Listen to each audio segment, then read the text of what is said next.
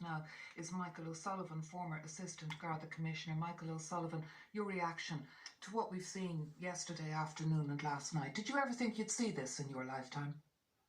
Well, I've seen a lot of trouble in Dublin over 45 years of policing, and I remember the riots at the British Embassy, but that certainly last night was at its peak. There's no doubt about it. There was never the extent of looting or damage to cars and I suppose numbers, at the end of the day, what we expect from the guards is that we expect them to put themselves in harm's way on our behalf.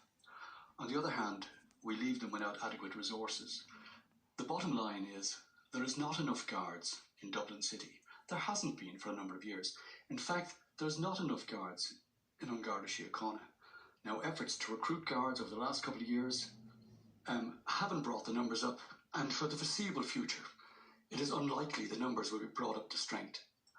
When a crowd like this gathers, and really they're just criminal thugs, they weigh up the situation. If there are more of them on the ground than there are of the guards, they are emboldened.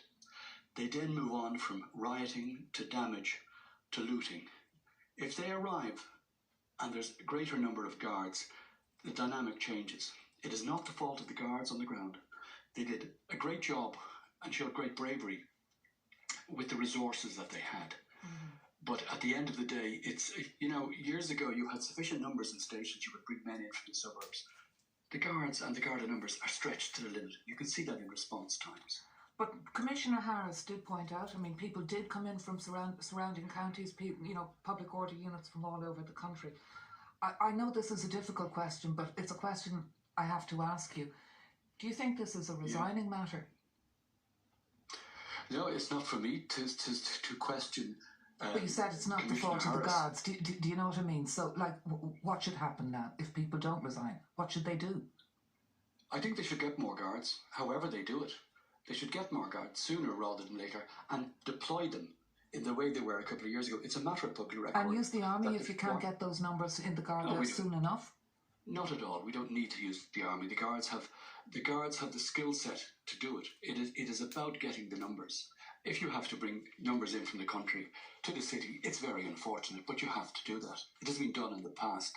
But at the end of the day, the numbers aren't very strong in the country either. If you look at the numbers, they have gone down considerably. I'd say maybe over 2,000. Michael O'Sullivan, former Assistant Garda Commissioner, thank you very much for speaking.